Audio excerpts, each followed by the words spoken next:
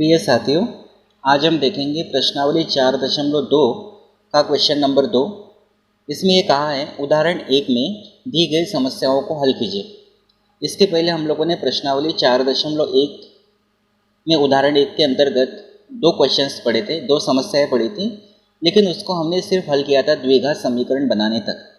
आज हमको क्या करना है, जो द्विघात समीकरण हम बनाएंगे उसको हल भी करना है। हल करने का मतलब है उसके मूल ज्ञात करना है हमको यहाँ पर। तो क्वेश्चन है, जॉन और जीवंती दोनों के पास कुल मिलाकर 45 कंचे हैं।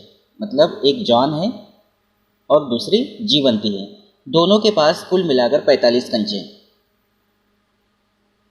दोनों के पास कुल मिलाकर 45 कंचे हैं।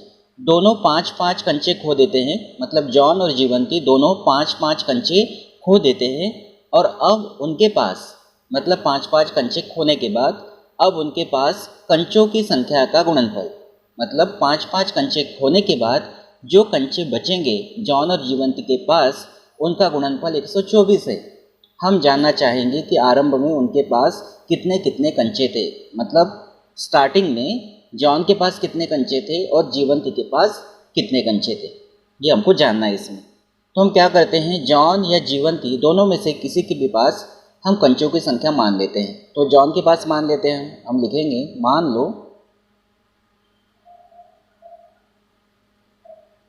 आरंभ में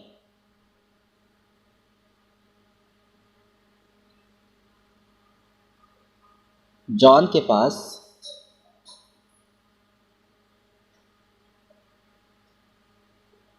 कंचों की संख्या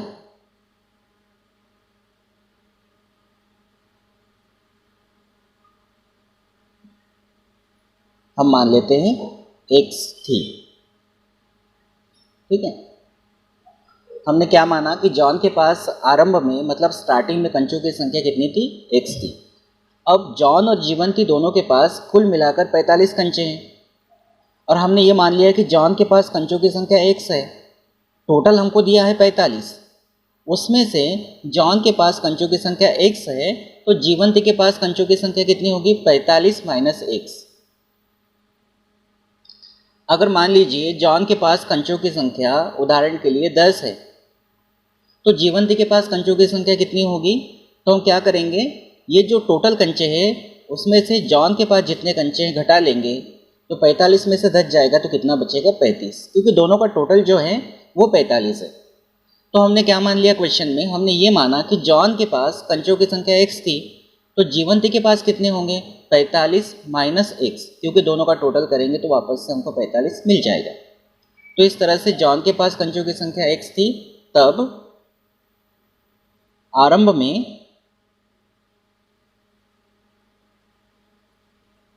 में जीवंती के पास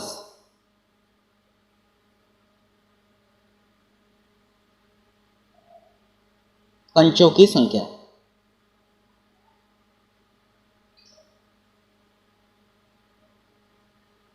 कितनी हो जाएगी। तो हम क्या करेंगे, ये तो हमारा रफ कार्य था, हम क्या करेंगे, टोटल जो 45 है उसमें से जॉन के पास जितने कंचे थे वो माइनस करेंगे। तो इस तरह से जीवंती के पास कंचों की संख्या 45 माइनस x थी।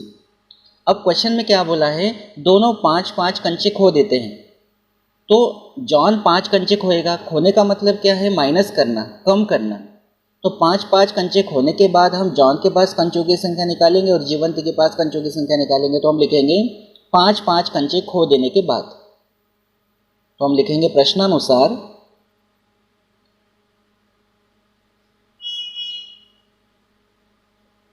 पाँच कंचे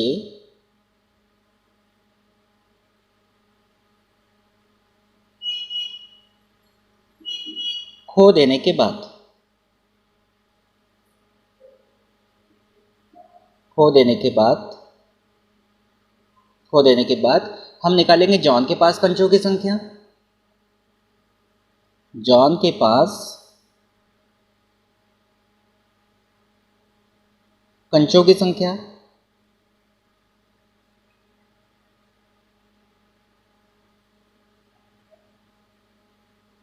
अब देखिए प्रारंभ में जॉन के पास कंचों की संख्या x है, लेकिन 5 कंचे जब जॉन खोएगा तो -5 करना पड़ेगा। तो इस तरह से 5 कंचे खोने के बाद जॉन के पास कंचों की संख्या होगी x-5। इसी प्रकार जीवंती के पास निकाल लेते हैं। जीवंती के पास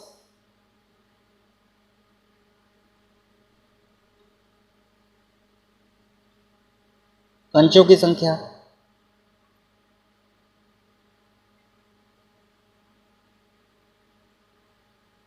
तो आरंभ में जीवंती के पास कंचों की संख्या 45 - x, लेकिन 5 कंचे खोने के बाद निकाल रहे तो माइनस करना पड़ेगा 5 कंचे खोने का मतलब है माइनस करना, कम करना। अब संख्या में से संख्या घटाते हैं तो 45 में से 5 जाएगा तो 40 बचेगा और -x है। तो इस तरह से x-5 जॉन के पास कंचों की संख्या 5 कंचे खोने के बाद है और 40 - x जीवंती के पास कंचों की संख्या है 5 कंचे खोने के बाद। अब प्रश्न क्या बोलता है? प्रश्नानुसार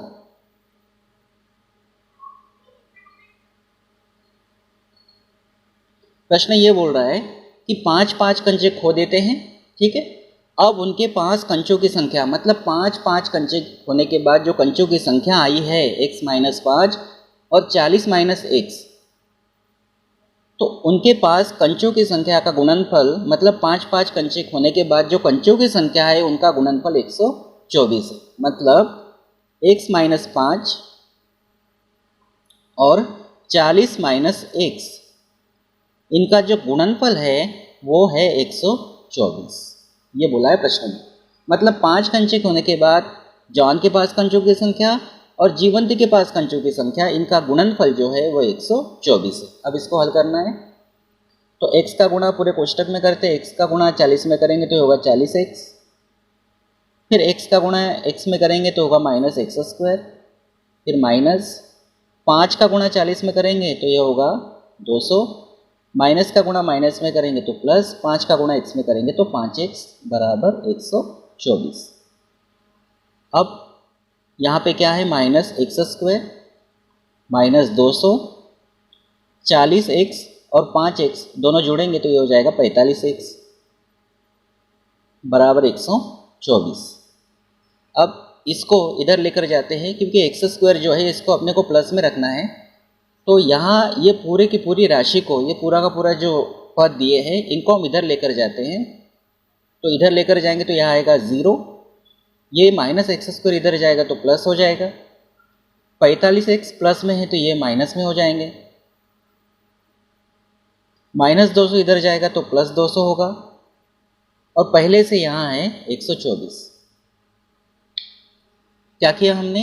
-x² को इधर लेकर गए तो प्लस हो गया, 45x जो प्लस में है ये माइनस हो गया, 200 जो माइनस में है प्लस हो गया और 124 पहले से प्लस में थे। तो यहाँ आएगा 0 बराबर x² माइनस 45x और ये समान चिन्ह वाले जुड़ेंगे तो 200 और 124 ये हो जाएगा 324। ठीक है, ये हमने इसलिए किया है क्योंकि x² जो है ये माइनस में था, ये प्लस में हमको करना था, बाकी कुछ हम पलट के लिख देते हैं। या x² माइनस 45x प्लस 324 बराबर 0। अब इसको हम हल करेंगे तो यहाँ x² का गुणांक 1 है, मध्य पद को विभक्त करेंगे, गुणनखंड विधि द्वारा इसको हल करेंगे। x² का गुणांक 1 है और यहाँ है 324, तो क्या करेंगे? x² का गुणांक और अचर पद का गुणा करेंगे तो ये होगा 324 गुणा 1 मतलब 324। अब 324 के ऐसे दो गुणनखंड बनाना है कि जिसको जोड़ने या घटाने पर 45 आ जाए, या ये कहे कि -45 आ जाए और गुणा करने पर 324 आ जाए।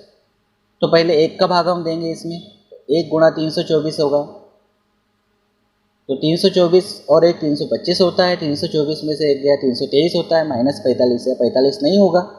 फिर 2 का भाग जाता है 324 में, 2 दूनी 4, 2 छिंग 12, 2 एकम 2, 2 एकम 2, 1 बचेगा, 2 छिंग 12, 2 दूनी 4, 160, 162 और 2 164 होता है। 162 में से 2 गया 160 होता है, 45 नहीं आएगा। फिर 3 का भाग देके देखते हैं, तो 3 का भाग देंगे, 3 एकम 3, 2 में नहीं जाएगा 0, 3 8 24, इससे भी हमारा काम नहीं चलेगा। फिर 4 का देके देखते हैं, तो ये होगा 4 8 32 और 4 एकम 4, 81 और 4 85, 81 में से 4 गए तो आएगा 77। 5 का भाग इसमें नहीं जाता, 6 का भाग दे के दे सकते हैं, तो 6 का भाग जाता है इसमें। 6 पंचे 30 और 6 चौक 24, तो 54 और 6 ये होगा 60, और 54 में से 6 जाएगा तो ये बचेगा 48, मतलब 45 नहीं आएगा। 7 का भाग देके देखते हैं तो 7 चौक 28 होगा, 7 का नहीं जाएगा। 8 का देके देखते हैं, 8 का भी नहीं जाएगा। 9 का, 9 तिया 27, 9 का जाएगा। 9 तिया 27, 32 में से 27 जाएगा तो बचेगा 5, 9 चिंग 54। अब देखिए 36 और 9 ये होगा 45। 36 और 9 45 कब होगा? जब 36 को माइनस में रखेंगे और 9 को भी माइनस में रखेंगे, तब 36 और 9 माइनस 36 और माइनस 9 माइनस 45 होगा, और माइनस माइनस प्लस 36 और 9 का गुणा करेंगे तो 324। मतलब ये हमारे गुणनखंड काम के, तो ये इस तरह से करना पड़ेगा, तब जाके हम इसको कोशिश करते हुए आगे बढ़ा के इसको हल कर सकते हैं। जब आपकी प्रैक्टिस हो जाएगी तो आपको ये सब ज़्यादा परेशान नहीं होना पड़ेगा, आपको तो डायरेक्टली याद ही रहेगा। तो हाल फिलहाल हमारे जो गुणनखंड बने -9 और -36, तो हम लिखेंगे x² -9 x और -36 x प्लस 324 बराबर 0। दो दो की जोड़ियाँ बना देते हैं, तो यहाँ कॉमन निकलेगा x, तो यहाँ बचेगा x -9। ऐसा ही कोष्टक यहाँ आएगा x -9 बराबर 0। अब -36x चाहिए, यहाँ x हम -36 का गुणा करते हैं, तो -36 का गुणा x में करेंगे तो -36x, माइनस माइनस प्लस 36 का गुणा 9 में करेंगे तो 324 होता है। तो इस तरह से ये कॉमन निकल जाएगा x -9, दूसरे कोष्टक में बचेगा x -36 बराबर 0। तो हम क्या कह सकते हैं? हम कह सकते हैं या तो x -9 बराबर 0 या x -36 बराबर 0। तो x बराबर ये होगा 9 या x बराबर ये होगा 36। मतलब x हमने किसको माना था? जॉन के पास कंचों की संख्या को माना था। या तो जॉन के पास कंचों की संख्या 9 होगी या 36 होगी। तो हम x बराबर 9 को पहले लेके चलते हैं। अतः आरंभ में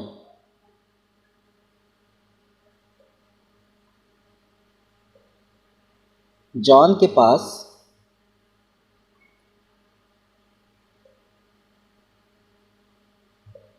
कंचों की संख्या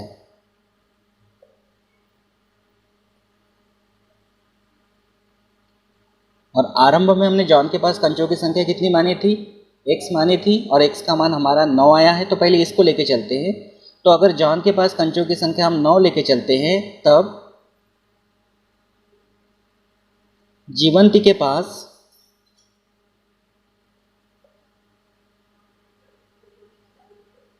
कंचों की संख्या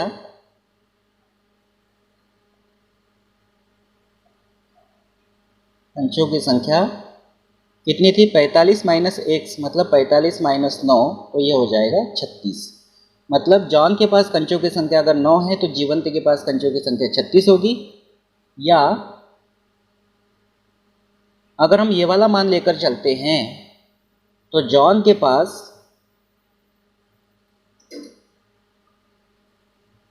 कंचों की संख्या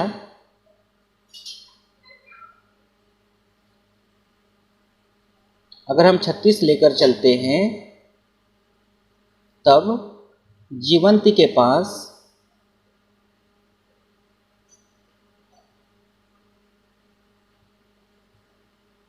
कंचों की संख्या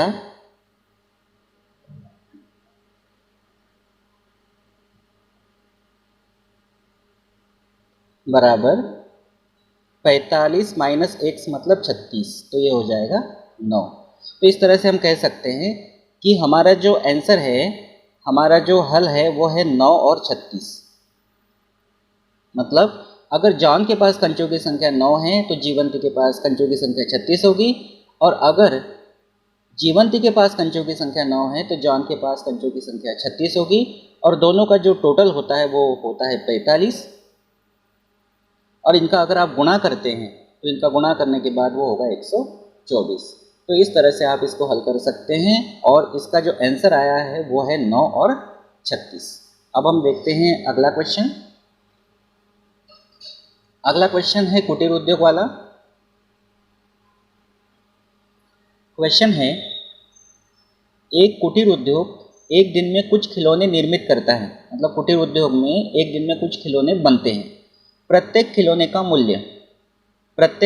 मूल्य मतलब जो खिलौने बनते हैं प्रत्येक खिलौने का जो मूल्य है 55 में से एक दिन में निर्माण किए गए खिलौनों की संख्या को घटाने से प्राप्त संख्या के बराबर है। मतलब प्रत्येक दिन जो खिलौने बनते हैं तो उन खिलौनों का जो मूल्य है वो 55 में से मतलब 55 में से एक दिन में निर्माण किए गए खिलौनों की संख्या, एक दिन में जितने खिलौने बनते हैं, एक दिन में जितने खिलौने बनते हैं उन खिलौनों की संख्या को 55 में से माइनस करते हैं तब प्रत्येक खिलौने का मूल्य होता है। बहुत ध्यान से इसको समझना है।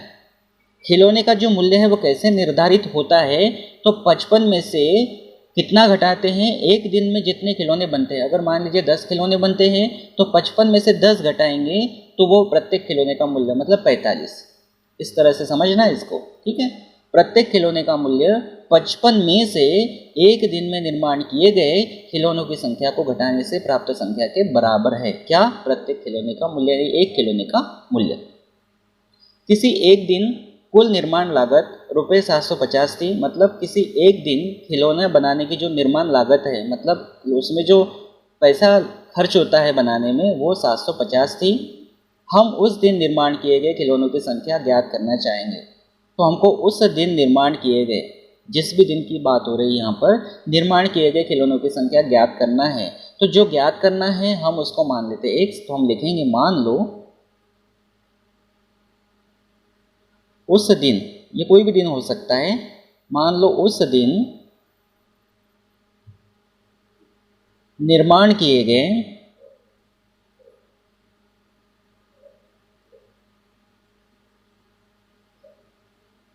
खिलौनों की संख्या।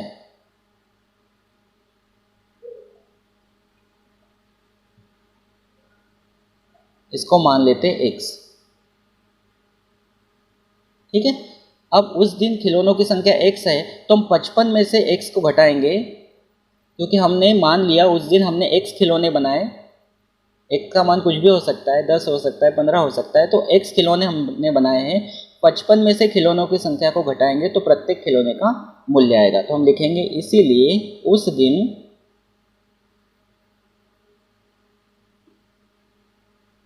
प्रत्येक खिलौने का मूल्य, मूल्य कहो या निर्माण लागत हम कह सकते हैं, मूल्य बराबर प्रत्येक खिलौने का मूल्य कैसे निकलता है, 55 में से एक दिन में निर्माण किए गए, एक दिन मतलब ये उस दिन की बात कर रहे हैं, ये एक ही दिन की बात हो रही है, निर्माण किए गए खिलौनों की संख्या को घटाने पर, मतलब इसको घटाते हैं तो मूल्य निर्धारित होता है प्रत्येक खिलौने का। तो ये होगा रुपए में, क्योंकि मूल्य की बात है। अब यहाँ एक बात अपने को समझना है। अब हम क्या कर रहे हैं कि एक दिन में x खिलौने बना रहे हैं और प्रत्येक खिलौने का मूल्य है 55 माइनस x।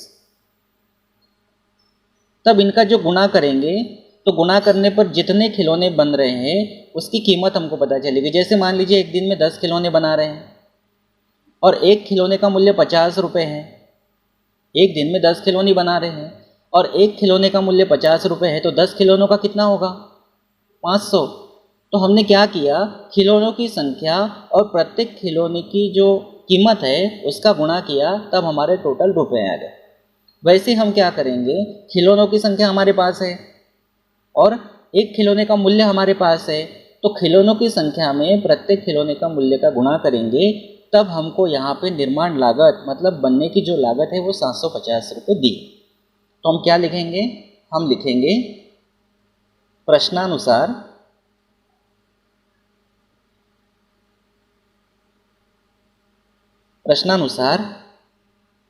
किसी एक दिन कुल निर्माण लागत रुपये 750 थी। किसी एक दिन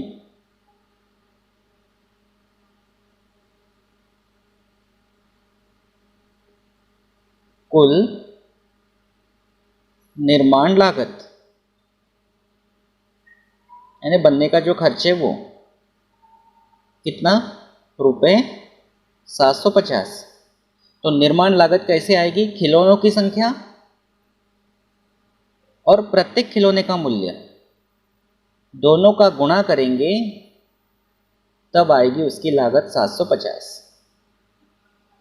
अब यहाँ इसका जो मल्टीप्लाई होगा खिलौनों की संख्या और प्रत्येक खिलौने का मूल्य का, ये भी रुपए में आएगा। जैसे मैंने बताया 10 खिलौने और 50 रुपये प्रत्येक खिलौने का मूल्य है, तो ये 500 रुपये हो गए। तो ये भी रुपए और ये भी रुपए है, तो रुपए से रुपए यहाँ पे हो जाएंगे कैंसिल। अब इसको आगे बढ़ाते हैं, बहुत ध्यान से इसको समझना है। x का गुणा करेंगे 55 में तो होगा 55x, माइनस x का गुणा x में करेंगे तो x² बराबर 750। अब इसको हमको प्लस में रखना है, तो दोनों को इधर लेकर जाते हैं तो यहाँ 0 आएगा, यहाँ -x² इधर हो जाएगा +x²। 55x प्लस में है तो ये होगा -55x, और पहले से है यहाँ 750 प्लस में, या इसको हम पलट के लिख देते हैं, या x² माइनस 55x प्लस 750 बराबर 0। अब क्या करेंगे, गुणनखंड विधि का उपयोग करना है। x² का गुणांक 1 है और यहाँ है 750, पहले इन दोनों का गुणा करेंगे तो ये होगा 750। अब 750 के ऐसे गुणनखंड बनाना है कि जिसको जोड़ने या घटाने पर -55 आ जाए और गुणा करने पर 750 आ जाए। तो आप लॉजिक लगा सकते हैं कौन कौन से हो सकते हैं।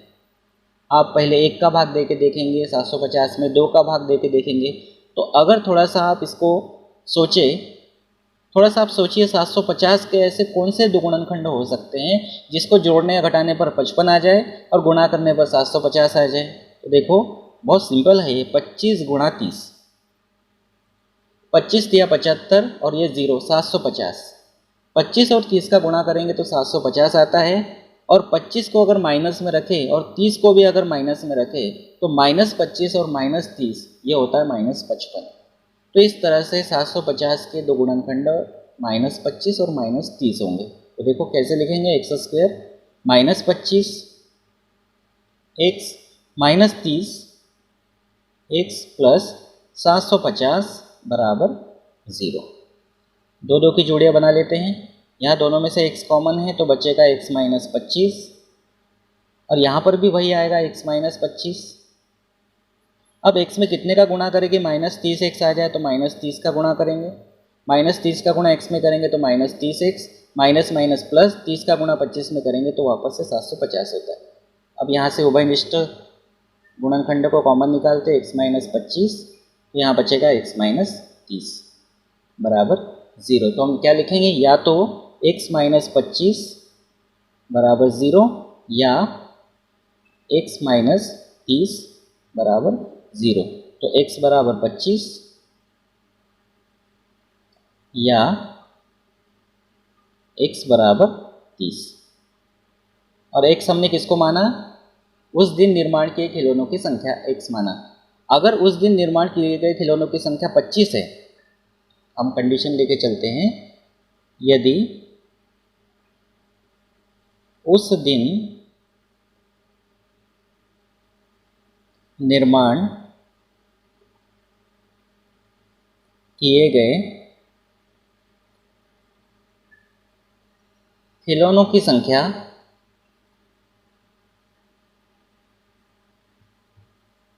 हमने x मानी थी, अगर हम ये वाला मान लेके चलते हैं 25, उस दिन निर्माण किए गए खिलौनों की संख्या अगर 25 है, तब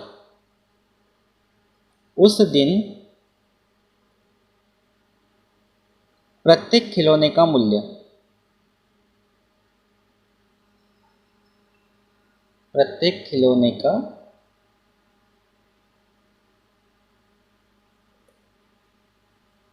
मूल्य 55 माइनस x, मतलब ये होगा 55 माइनस 25, तो बराबर ये हो जाएगा 30। ठीक है। क्वेश्चन में सिर्फ पूछा है उस दिन निर्माण किए गए खिलौनों की संख्या, तो उस दिन निर्माण किए गए खिलौनों की संख्या, तो हमारा आंसर आ चुका है वैसे 25 या 30। उस दिन निर्माण किए गए खिलौनों की संख्या 25 या 30 है। अगर क्वेश्चन में पूछा होता कि मूल्य कितना है, तो हम थोड़ा सा आगे इसको बढ़ा रहे कि अगर उस दिन निर्माण किए गए खिलौनों की संख्या 25 होती तो प्रत्येक खिलौने का मूल्य 30 रुपये होता, या अगर उस दिन निर्माण किए गए खिलौनों की संख्या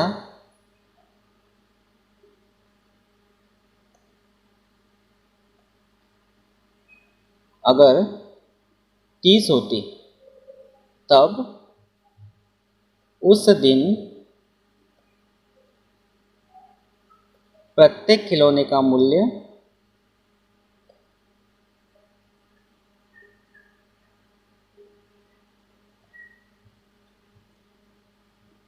जो होगा वो 55 माइनस 1 से यानी कि 30, तो ये हो जाएगा 25 रुपये।